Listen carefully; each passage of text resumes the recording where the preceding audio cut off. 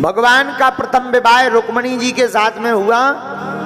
रुक्मणी जी से जो संतति हुई श्री प्रद्युम्न जी महाराज, प्रद्युम्न जी कामदेव के अवतार हैं।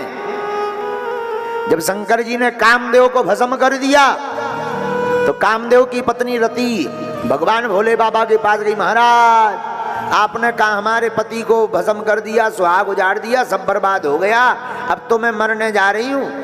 भोले बाबा बोले देवी मरने मत जाओ, चुप हो जाओ, चिंता मत करो, द्वापर युग में तुम्हारा पति कृष्ण तनय होगा, भगवान कृष्ण का बेटा बनकर पैदा होगा। तो वो गोस्वामी जी ने चौपाई भी लिखी अपनी वाणी में, कृष्ण तनय हुई है पति तोरा, कृष्ण तनय हुई है पति तोरा, कृष्ण तनय हुई है पति तोरा, कृष्ण तनय हुई है पति तोरा, बचन अन्यथा होए न मोरा, बचन अन्यथा होए न मोरा। रुक्मणी जी का पुत्र, रुक्मणी जी का भगवान का प्रथम पुत्र रुक्मणी जी की कोख से श्री प्रद्युम्न जी महाराज भय, लेकिन जन्म लेते ही प्रद्युम्न जी का हरण हो गया। बोले किसने किया? बोले सम्रासुर नाम के राक्षस ने, और भगवान के पुत्र का हरण करके जाकर समुद्र में फेंक दिया। बहुत रोई रुक्मणी मैया, लेकिन भगवान की ऐसी लीला कि जब समुद्र में प्रद्युम्न जी को फेंका तो उस बालक को एक मछली ने खा लिया। वह मछली जाल में एक मछुआरे के फंसी। वह मछली को लेकर के वह मछुआरा सम्रासुर के पास गया कि ये हम आपको भेंट में दे रहे। लेकिन जब मछली को फाड़ा गया तो मछली के गर्भ से एक नन्हा सा बालक मिला जो सम्रासुर के ही घर में पहुंच गए। सम्रासुर को लगा कि कोई बालक है, इसका लालन पालन करना चाहिए, तो राजा ने लालन पालन करवाया। तो भगवान ने कामदेव की पत्नी रति से कहा कि तुम्हारे पति अब जन्म ले चुके, जाओ जाकर उनकी देखभाल करो। तो दासी बनकर के रति आई। कुछ दिन तक तो मातृ भाव में सेवा की। जब धीरे धीरे वह प्रद्युम्न जी बढ़ने लगे, अवस्था बढ़ने लगी, तो भाव बदलने लगे, क्योंकि पूर्व जन्म में पति थे। तो मातृभावत्मतिक्रम्य वर्त से कामनी यथा नाति दीर्घेण कालेन सा कार्षणी रूढ़ यौवनः। आहा, एक दिन प्रद्युम्न जी बोले, देवी जी पहले तो आप लालन पालन करती थी तो माता भाव में, अब कुछ दिन से हम देख रहे हैं कि आपका भाव हमारे प्रति बदल गया, क्या कारण है? तब जो है रति ने पूरी कहानी सुनाई।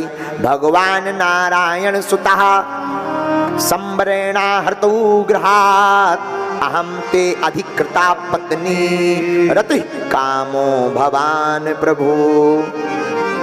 महाराज तुम सम्रासुर के बेटा नहीं हो, तुम भगवान नारायण के बेटा हो। और ये जो सम्रासुर है ना, इसने आपका हरण किया था। पूरी कहानी मछली वाली बता दी। जहां प्रद्युम्न जी को विस्तार पूर्वक पता लगा, सोई सैन्य शक्ति को लेकर के जो है सम्रासुर के सामने पहुंच गए और ललकार मार दी, सावधान सम्रासुर, मैं तेरा काल कृष्ण का लाल प्रद्युम्न आ गया हूं। सम्रासुर डर गया, उसका वध हुआ और संहार करके सम्रासुर का प्रद्युम्न जी अपनी पत्नी रति के साथ द्वारका आए। रुक्मणी जी की प्रसन्नता का हृदय का पारावार नहीं गया रहा। क्यों? क्योंकि बालक गया था छोटा सा, बचपन में हरण हो गया था, लेकिन जब लौट कर आया तो बहू रानी के साथ लौट कर आया। रुक्मणी जी बड़ी गदगद भई, बोलो सीताराम। आहा, ऐसे भगवान के संततियों का वर्णन आया। देखो एक बात बोले, भगवान की लीला को समझना बड़ा मुश्किल है। क्या है?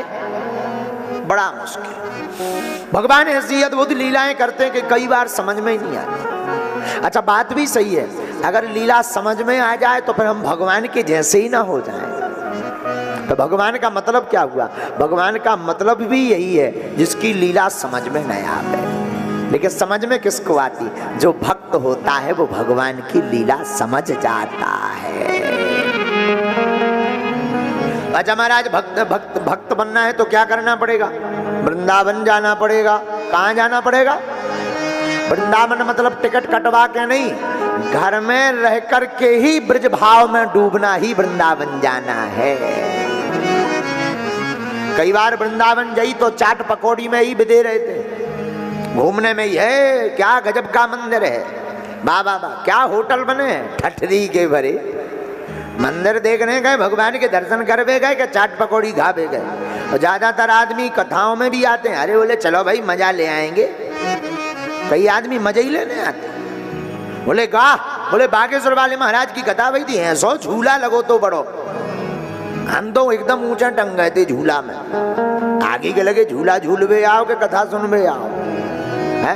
कई लोग कहते हैं भाई एक बात तो है, उस कथा में कहा पूरी ऐसी गजब की बनी थी, करारी कर एकदम पेट में पतो ना चले कब पहुंच जावे।